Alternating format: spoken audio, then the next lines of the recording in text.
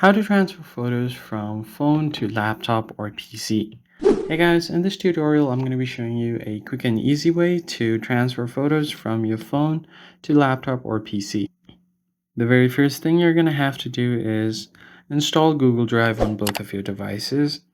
Now you don't need to install it on your laptop, but if it's on your phone, that's great. Just open up Google Drive. And then from here, you want to head over to My Drive and click on this plus icon. So this is one of the most efficient way that you can transfer photos and videos from one device to another without actually losing its quality. So I'm going to go ahead and create a new folder here and then name it Photos. Tap on Create. Now all you have to do is go inside the folder, tap on the plus icon, and tap on the Upload button.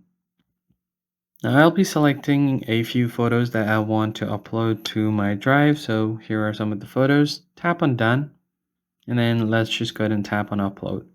Wait for a bit, and as you can see here, all of the photos are being uploaded.